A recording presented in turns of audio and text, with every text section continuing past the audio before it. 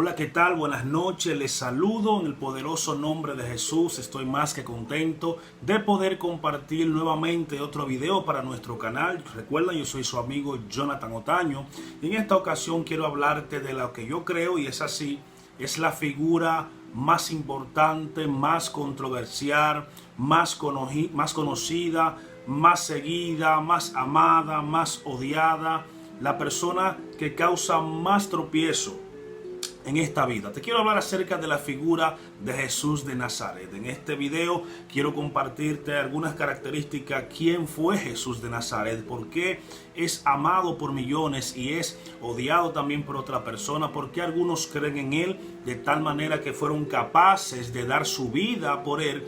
¿Y por qué otros son indiferentes a tal manera que niegan inclusive su existencia? ¿Por qué influyó tanto en la historia? ¿Por qué estamos, según el calendario occidental grecorromano, por qué estamos en el año 2022 después de Cristo y no después de Buda y no después de Alá y no después de Marco Aurelio, de Sócrates? ¿Por qué Jesús influye tanto en la vida de las personas? En esta hora quiero hablarte, repito, de lo que yo creo es la figura más importante de la historia, el llamado Hijo de Dios, el Mesías para millones que creemos que así es, y también un falso profeta para la mayoría de su pueblo. Quiero hablarte acerca de Jesús de Nazaret.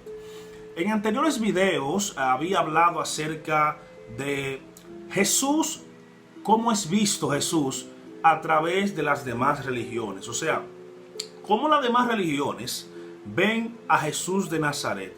Y aunque no mencioné la mayoría de las religiones, pues solamente mencioné las que eran más famosas, llámese el judaísmo, que es donde procede Jesucristo hombre. También mencioné el budismo, el hinduismo, las religiones que son mayoría dentro de este plano existencial. ¿Por qué Jesús es tan influyente? ¿Por qué Jesús fue capaz de dividir la historia en un antes y un después de él?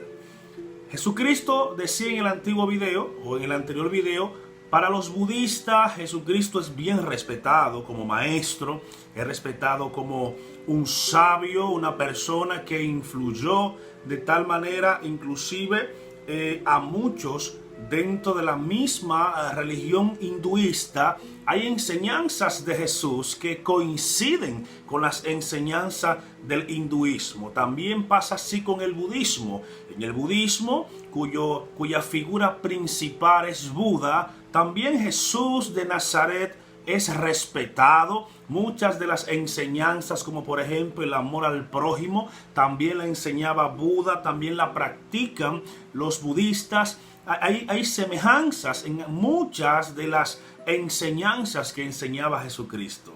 En el judaísmo aprendimos también que Jesús es respetado por ciertos sectores del judaísmo como un rabino, como un maestro, no así como el Mesías, por ciertas complejidades dentro de las profecías que enseñaban o enseñan las características del Mesías judío. Y ese es otro tema. Estoy dando un paralelismo, un resumen de cómo las demás religiones ven a Jesús. Entonces, en este video solamente quiero enfatizar por qué Jesús es tan importante. ¿Qué hace a Jesús de Nazaret, el considerado Mesías por millones? ¿Qué tiene Jesús de Nazaret diferente a las demás religiones que lo ven diferente a como lo ve el cristianismo? ¿Por qué es tan influyente? Lo que conocemos de Jesús en gran manera proviene de los 4 evangelios: Mateo, Marcos, Lucas y Juan, aunque hay y existen por ahí evangelios apócrifos, los cuales las personas, la iglesia que canonizó lo que tenemos, los 4 que tenemos, entendió por algunas prácticas y enseñanzas no acorde a lo que enseñaba Jesús, que no podía estar en el canon bíblico. Bueno, los que tenemos hasta ahora, los 4, yo mismo personalmente creo que son los más esenciales, y si hasta ahora han ayudado a conocer acerca de la figura de Jesús, pues no hay por qué añadir ni quitar. Podemos estudiar los demás evangelios, el de Felipe, el de Mateo, el de Magdalena, etcétera, pero no como una doctrina, sino como una referencia para conocer, porque el conocimiento nunca está de más, como referencia, más no como doctrina. También hay escritos fuera de lo que es la Biblia que hablan acerca de la figura de Jesús. Tal es el caso de las guerras de los judíos, escrito por un judío que se romanizó, que se hizo ciudadano romano, llamado Flavio Josefo. Él recoge algunas frases acerca de la figura de Jesús. Hay muchos escritos que hablan acerca, independiente de la Biblia, acerca de la figura de Jesucristo. Repito, lo que más conocemos de la figura de Jesucristo lo encontramos en el Evangelio. Y yo personalmente creo que uno de los que más énfasis hace acerca de quién es Jesús, lo hace el apóstol Pablo. Si bien Mateo, Marcos, Lucas y Juan hablan acerca del ministerio terrenal de Jesús aquí en la tierra, las señales que hizo, los milagros que hizo, las sanidades, las liberaciones, sus poderosas enseñanzas que han traspasado la figura del tiempo, yo creo que hay una palabra poderosísima que describe para mí quién es realmente Jesucristo. Y se encuentra en Colosenses capítulo 2, versículo 9. Dice, Pablo hace primero una advertencia en el versículo 8. Dice, mirad que nadie os engañe por medio de filosofías y huecas sutilezas según la tradición de los hombres. Mirad que nadie os engañe por medio de filosofías y huecas sutilezas basada en tradiciones de hombre. Mira, aquí el apóstol Pablo le escribe a la iglesia de Colosa, y la iglesia de Colosa se enfrentaba a muchas herejías. Una de ellas, y la más importante, era el hecho de que se pensaba que la figura de Jesús no vino en carne, sino que era una especie de espectro, porque ellos entendían que en la carne residía lo débil, lo material, el pecado del ser humano, y que si Jesús era lo que sus discípulos decían, una figura que nunca pecó, pues entonces quiere decir que no era un humano como tal, era un metahumano. Pues Pablo, para contrarrestar este tipo de enseñanza, le escribe contundentemente a la iglesia de Colosa y le dice, mirad que nadie os engañe por medio de filosofías. ¿Por qué por medio de filosofía? Todavía en ese tiempo imperaba lo que era la filosofía griega, la cuna de los grandes filósofos. Habían filósofos también en Egipto, habían filósofos en Babilonia, habían filósofos en el tiempo del Imperio Romano, que era el tiempo que imperaba y en el cual nació también Jesucristo, y había una marcada enseñanza dentro del judaísmo de filosofía.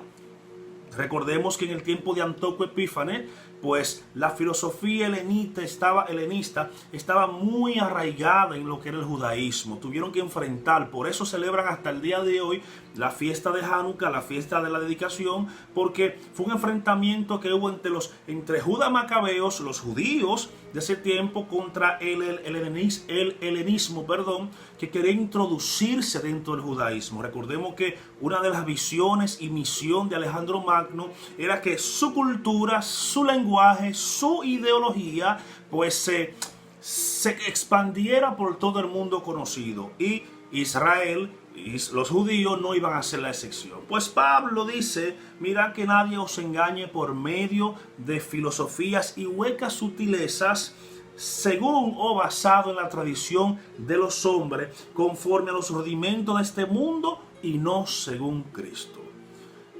Y dice, para mí, la descripción más grande de quién es Jesucristo. Este versículo para mí es uno de los más poderosos que el apóstol Pablo haya escrito acerca de la figura de Jesucristo. Dice en el versículo 9, porque en Él, o sea en Jesús, habita corporalmente toda la plenitud de la deidad. ¿Usted se ha puesto a pensar qué quiere decir este versículo?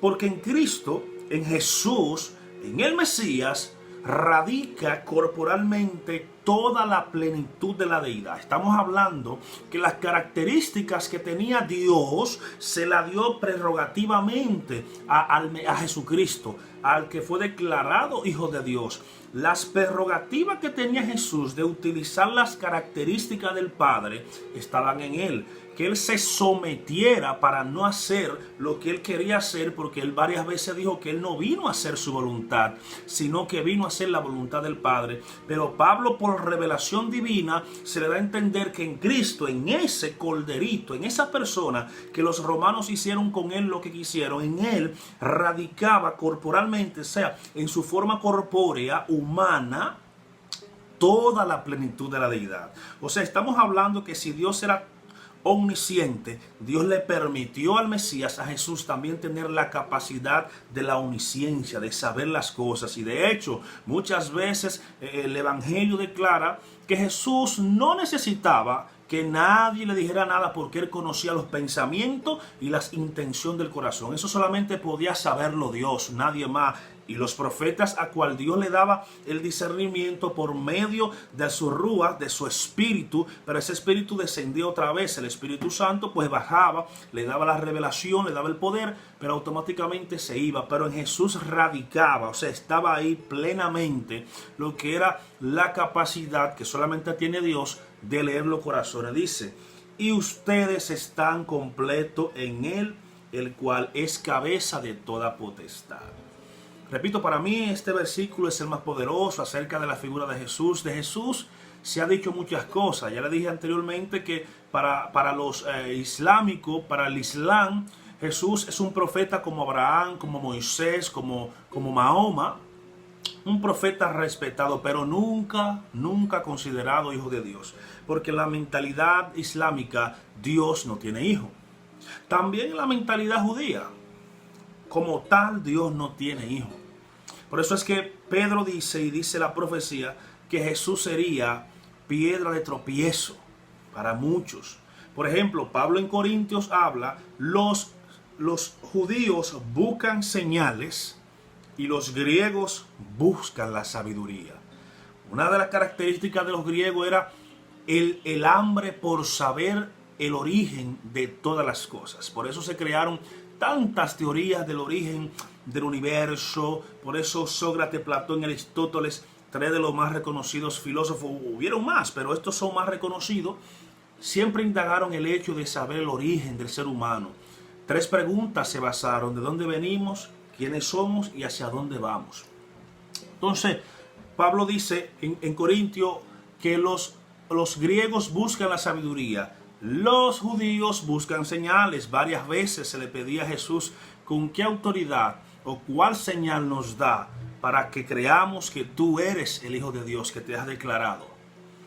Y Jesús dice: solamente le voy a dar la señal del profeta Jonás, más nada.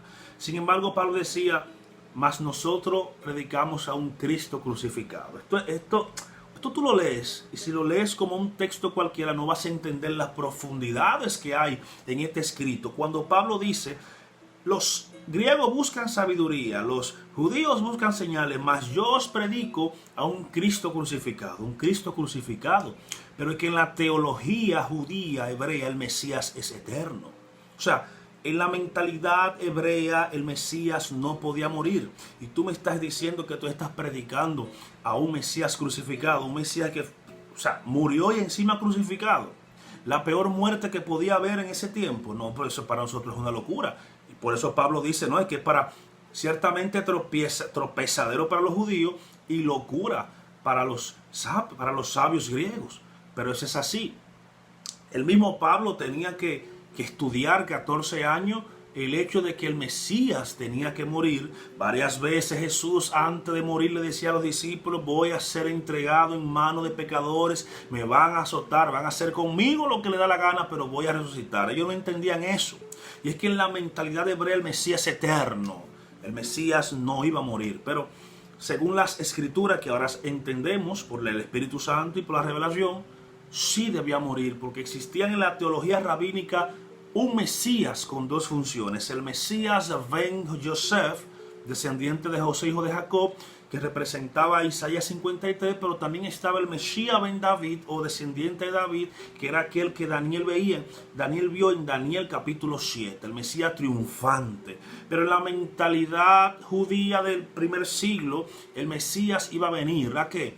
A liberarlo de lo que era el imperio romano, a liberarlo de lo que era el yugo de un imperio opresor y inaugurar lo que era el reinado del Mesías, el milenio. De hecho, en la entrada triunfal, que le pusieron palmas, le pusieron sus mantos, Jesús entró en un pollino, cumpliendo la profecía de Zacarías capítulo 9, que entraría en un pollino hijo de asna. El pueblo quería proclamarlo Mesías. Eso era un problema teológico y un problema político, porque si se declaraba Mesías, un político, un rey como David, entonces era un problema para el Senado y para el gobierno de Roma. Por eso sus enemigos aprovecharon esa ocasión para decir que Jesús estaba en contra del César. Pero Jesús estaba cumpliendo una profecía del Mesías ben Yosef, el Mesías sufriente de Isaías 53. Pero el pueblo quería inaugurar lo que era el reinado del Mesías. Pero Cristo primero vino a libertarlo, no del yugo humano, sino del yugo del pecado. Porque el problema en el Edén no fue un problema de reinado, fue un problema de pecado. Y Jesús, como según Adán, como el segundo Adán, según Romanos capítulo 5, el apóstol Pablo explicando acerca de la función del Mesías, tenía que venir de esa manera. Entonces, Jesús va a ser amado por muchos, odiado por otros, pero nunca será ignorado por nadie. Por eso en el video anterior le decía que Jesús decía a sus discípulos: ¿quiénes dicen los hombres que yo soy? Bueno, uno dicen que eres el profeta, uno dice que eres Juan el Bautista que ha resucitado, uno dicen que eres esto y aquello. Ahora Jesús dice: pero ustedes, ¿quiénes creen que soy yo? Y por revelación Pedro dice: tú eres el Mesías, hijo de Dios. Jesús es el Mesías, hijo de Dios. Jesús es el Mesías, hijo de Dios.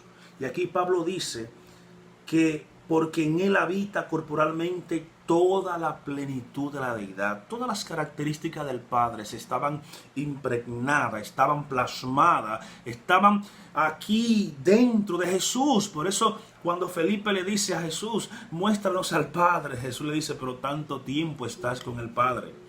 O sea, tanto tiempo estás conmigo y me preguntas que te muestres al Padre. Tú no sabes que el Padre y yo una sola cosa son. O sea, Jesús era... Ver a Jesús era como ver a Dios, pero en carne, porque Dios, Juan 4, Dios es espíritu. Jesús dice: Dios es espíritu. Jesucristo le dice a la mujer samaritana la revelación más poderosa que podemos entender: Dios es espíritu. Elohim is Ruach, Elohim Ruach, Dios es espíritu. Y los que le adoran tienen que desprenderse del aura de la humanidad y adorarlo en espíritu, porque Dios no hay figura. Isaías dice: ¿qué figura me haréis para representarme a mí? Dios se presenta como figura, pero Él no es figura. O sea, Dios se presenta como agua, pero Él no es agua. Dios se presenta como fuego, pero Él no es fuego. Dios se presenta como viento, como lluvia. Dios toma representación de lo creado, porque en la esencia de lo que Él es, nuestra mente finita no puede entender la grandeza de Dios. Los cables de nuestra mente harían un cortocircuito si alcanzamos a ver la grandeza de lo que es el eterno nuestro Dios. Por eso cuando Moisés quería, está bien de ángeles, está bien de milagros, yo quiero saber quién tú eres. Muéstrame tu cabot, muéstrame tu gloria. Dios le dice que no hay hombre que me vea y viva. O sea, no hay hombre que pueda ver la grandeza de Dios y viva. Pero está bien, ponte detrás de la peña. Ay, papá, la peña representa al Mesías. La peña representa a Cristo. Esto lo podemos ver más adelante cuando Pedro explica que la peña que seguía al pueblo era el mismo Cristo. O sea, cuando Dios le dice a Moisés: ponte detrás de la peña, está diciendo: nadie puede verme si no es a través del Mesías. No, la gente está empeñada en seguir religiones, en seguir hombres ungidos. La gente está empeñada en ir de religión en religión, de creencia en creencia. Pero Dios le da a Moisés la revelación del siglo.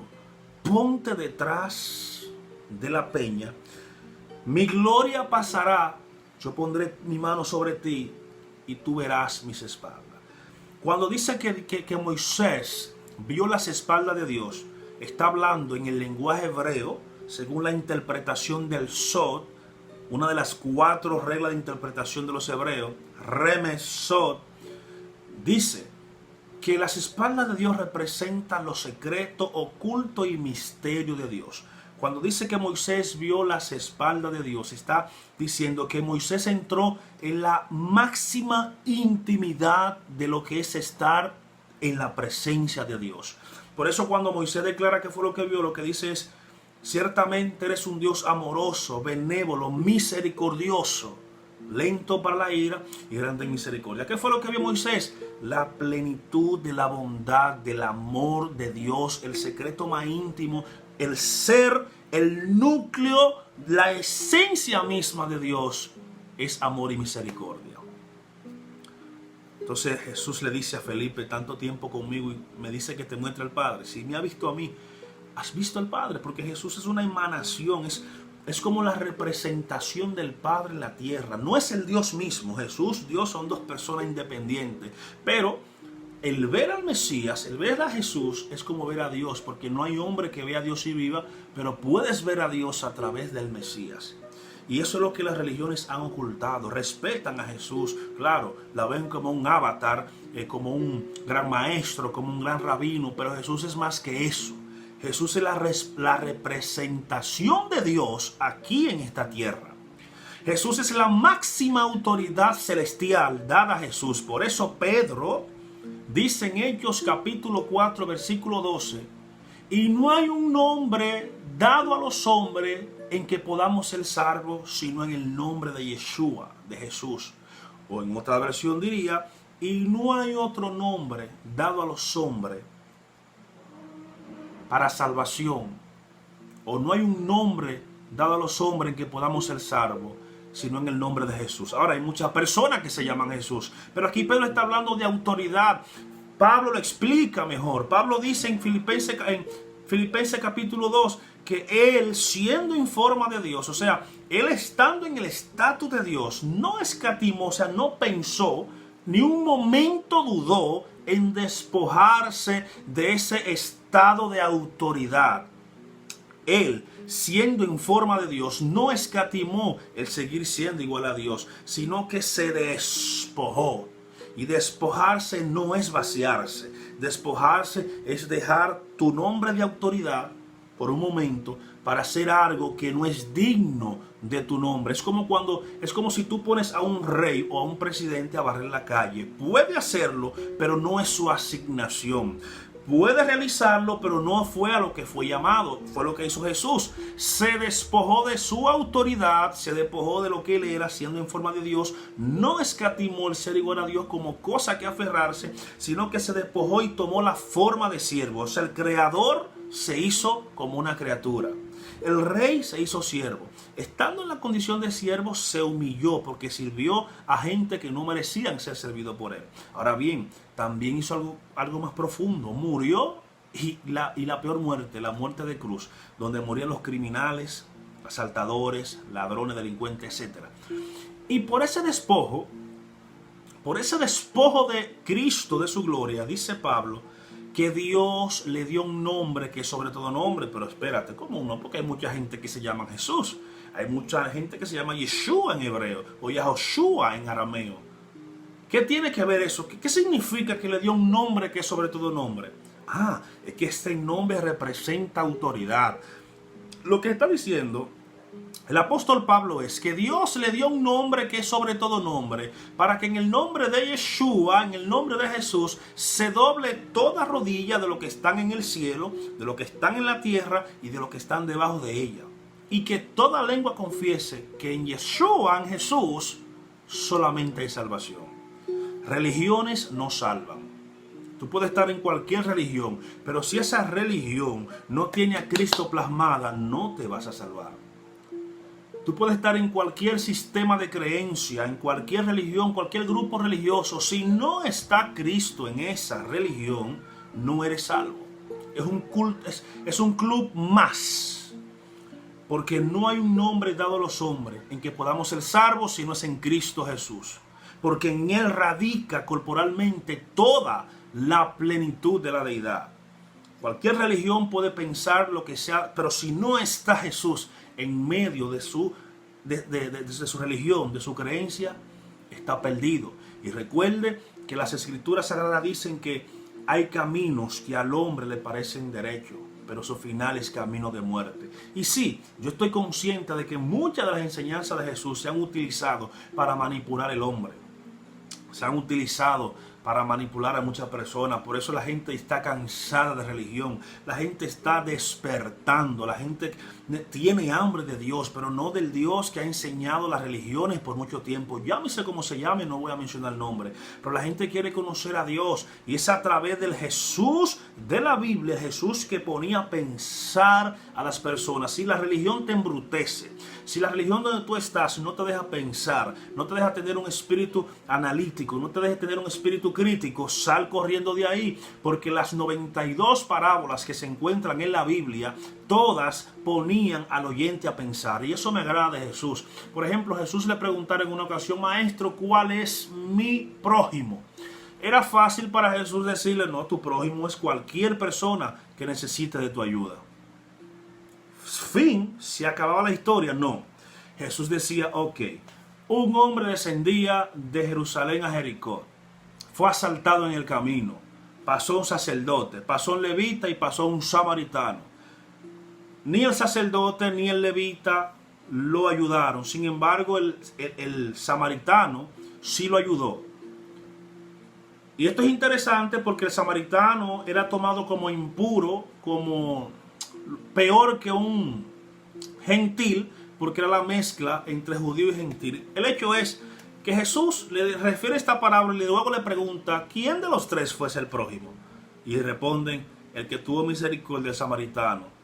¿Y qué Jesús dice? Bien ha contestado, ve tú y a lo mismo. ¿Ves? Jesús te pone a pensar, Jesús te pone a analizar. Jesús, ¿cuántas veces Jesús le preguntaron? Otro ejemplo: Maestro, ¿es lícito pagar tributo al César, sí o no? Era fácil Jesús decir: claro que sí, hay que someterse a las leyes. No, Jesús dice: prestadme una moneda. ¿De quién es la insignia que hay aquí? Del César. Den al César lo que es del César y den a Dios lo que es de Dios. En otras palabras, no me mezcle Estado y religión, Estado y creencia. Al César lo que es del César quiere decir: cumple las leyes, paga tus impuestos, no robes, respeta las señales, da a la sociedad lo que es de la sociedad y den a Dios lo que es de Dios. Dios nunca ha estado de acuerdo con que tú desobedezcas las leyes para servirlo a Él. No, tienes que someterse a las leyes y respetar a Dios. Pero aquí el meollo del asunto es que Jesús te ponía a pensar, Jesús te ponía a analizar. La fe ciega no existe, la fe tiene evidencias. Claro que hay cosas que no se explican ni con la ciencia ni con nada, tienen que ser analizadas y entendidas por la fe. Pero la religión, el grupo religioso donde tú pertenezcas y te castren el potencial y te castren el hecho y el derecho que tú tienes de cuestionar ciertas cosas que tú no estás de acuerdo, sal corriendo. Porque toda pregunta que Jesús le hicieron la contestó, excepto la de Herodes, porque tenía que enmudecer según la profecía como oveja. ¿Eres tú el Mesías? Cayó, pero que si hablaba no lo mataban y él vino a morir. Y todo lo misterio que Pablo habló, lo explicó. La Biblia es un documento que no solamente informa, también transforma. Y por eso Cristo es el más amado y el más odiado, pero no hay términos medios. O lo amas o lo odias. Los detractores de la Biblia, porque supuestamente tienen errores. La Biblia no fue escrita por escritores que fueron a la universidad, fueron personas que fueron testigos oculares y de acuerdo a su capacidad escribieron. Recuerden que los apóstoles no eran estudiados ninguno, excepto de Mateo y Lucas, que eran un investigador. El hecho es que Jesús es la figura más importante, más influyente, más odiada, más criticada, más hablada de toda la historia. siempre hablaremos de Jesús, en bien y en mal. En mi caso siempre representaré lo que representa el Mesías para mí, todo. Todo lo analizo tras los lentes de Dios a través del Mesías. Hemos decidido seguir sus pasos y enseñar sus enseñanzas porque creemos que son poderosas. Aunque muchos la han adulterado, creemos que hay manos maliciosas que también la utilizan para hacer daño y para beneficio propio. Pero creemos también que un día Dios llamará cuenta a toda persona una por una. Pablo lo dice en Hechos capítulo 17, versículo 30. Dios ha escogido un día en el cual juzgará a vivos y muertos por Jesucristo, a quien ha constituido como juez de todo el universo. Así que Dios te bendiga, Dios te guarde y hasta un próximo video.